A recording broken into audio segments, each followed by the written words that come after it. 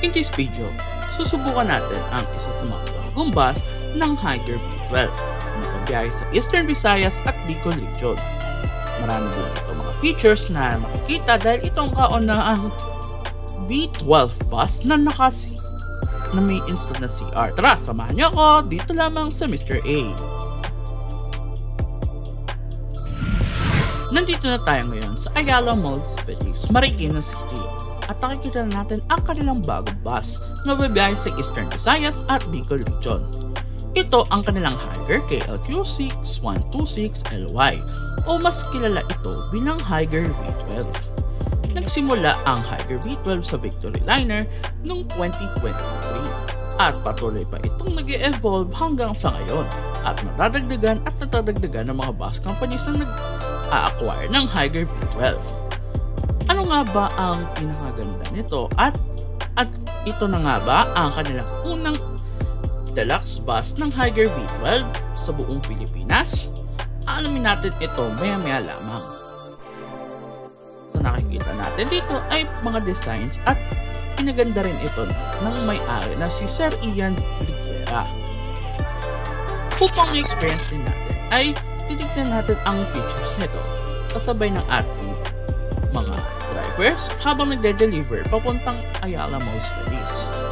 Salamat nga pala kay Mr. Michael Angelo Reyes sa pagsama at pagkilala sa crew ng ating bus na i-ride natin for today's video. And now, sisilipin na natin ang kanilang loob. Nakasakay tayo ngayon sa bus na in-endorse ni Michael Angelo, ang Bicol Magayon KLQ6126LY 211-Q. May 45 seating capacity, 2x2 seating configuration, onboard comfort room, may spacious amount of leg rest, charging ports, at handle sa bawat upuan para maging comfortable sa ating biyahe. Ito nga pala yung ating una, yung hawakan. Ito yung hawakan nila, yan o, mahigpit talaga. Kapag nagbabiyahe, ito na siya o, sarap. Tapos ito yung charging port. So ito, ang kinagandaan nito ngayon, meron na siyang dalawang types. Yung type A and type C. Yan po. And also, yung nandito, ito yung ating lagayan ng mga gamit dito sa upuan. Habang fresh pa dito, ito naman yung ating seat belt para sa comfortable and safety ng ating biyahe. At ito naman po yung ating yung seat adjuster kapag higa tayo. Ayan, ito yung magiging good spot para sa ito yung good spot na i-recommend ko kapag Bicol. Tama na rin dito yung sa ating feature, yung aircon. Ayan po, yan, ito yung aircon nila, may adjuster mula pulong ka pa. Ayan po, may ilaw, yan, kasama na po siya.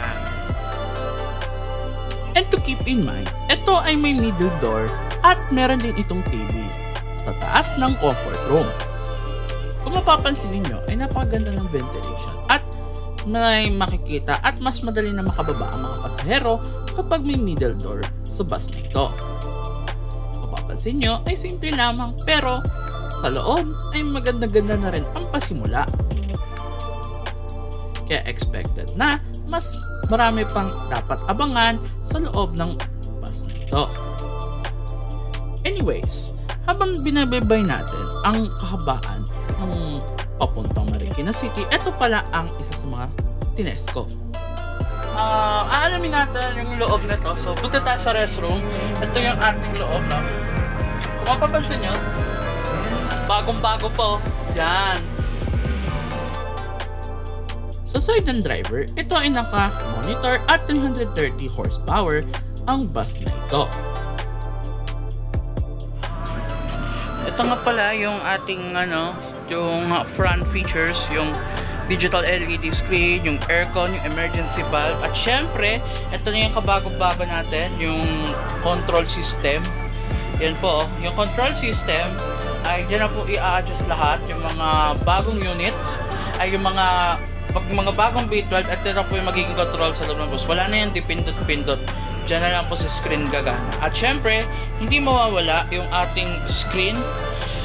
Ito yung screen natin, oh. Yan, yung speedometer ay naka-digital na rin. So, lahat yan kompleto, nakaayos din. Para makita natin ang personal ay dediretso na tayo sa ating photoshoot sa Robinsons Antipolo. That plus Mr. A. Yan, no? Dito kami ngayon sa ng Mega sa Camagayon. Photo shoot po namin today. So mamaya i-experience natin yung magandang view sa bus na ito. Shoutout pa sa mga kasama ko. Shoutout kayo. Shoutout kayo. Shoutout. Habang nag-aayos ang ating mga crew ay napapansin na natin yung ating kilalang bus na nasakyan natin. Pero papakita muna namin sa inyo ang naging highlights ng ating photo ops noong June 22.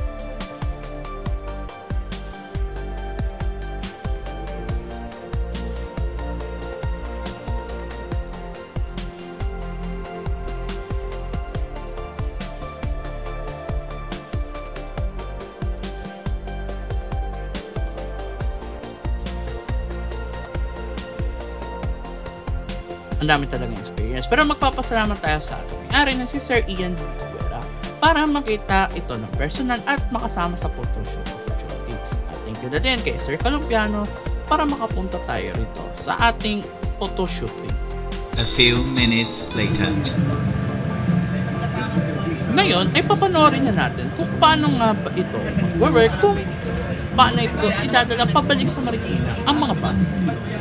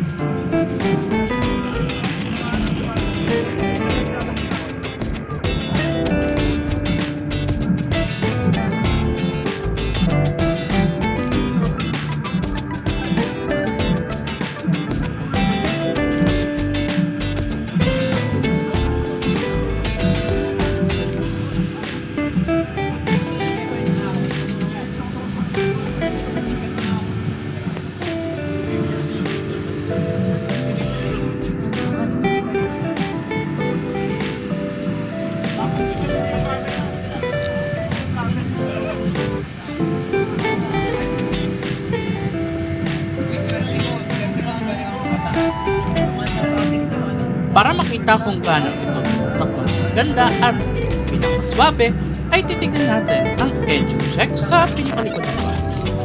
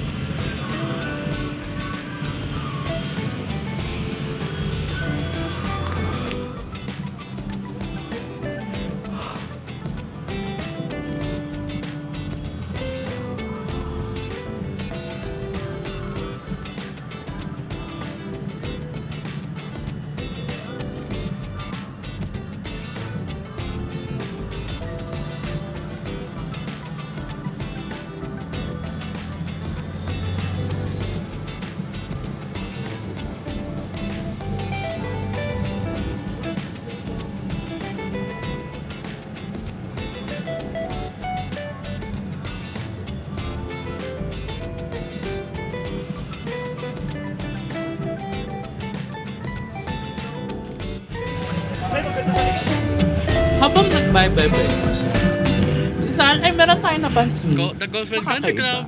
At meron tayo na silayan na medyo hindi familiar sa ito. Tignan nyo nasa likod oh.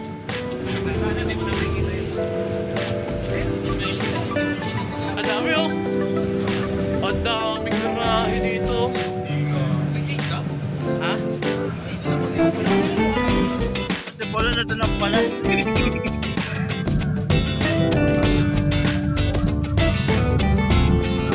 Keep in mind na convoy lang tayo sa ating biyahe nito hanggang makarating ulit tayo pabalik sa Ayala Malls Philippines. Bibigyan na namin ganyan features, comfortability, and the performance, pasok na pasok din sa akin. Yeah, overall, 9 of 10 para kahit paano.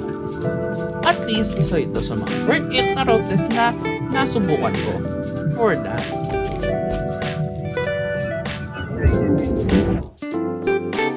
And finally, narating na natin ang Ayala Malls Feliz ng alas 4 in punto ng hapon. Nagsisidatingan na ang mga buses ng mga V12 ng Bicol Magayon at Mega Bus Lines dito sa Ayala Malls Feliz. Marami mga makikitang bus at meron pang paparating.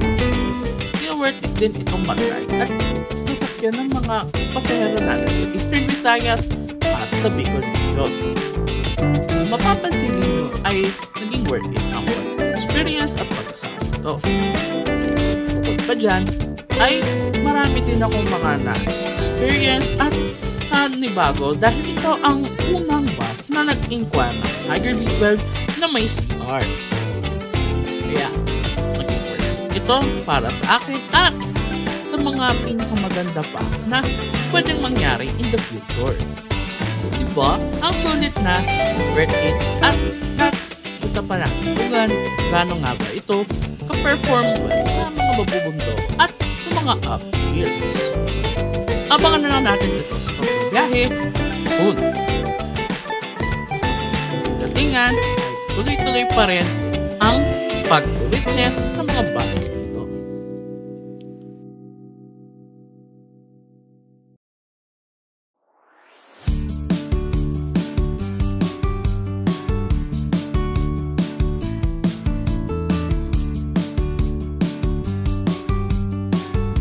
Isang bahagi din sa akin ang pagsama sa mga road test dahil nakikita rito kung ano nga ba ang kahalagahan at makita ko din ang point of view at ma-witness ito kung gaano ito sasapat sa mga rutang ibigay.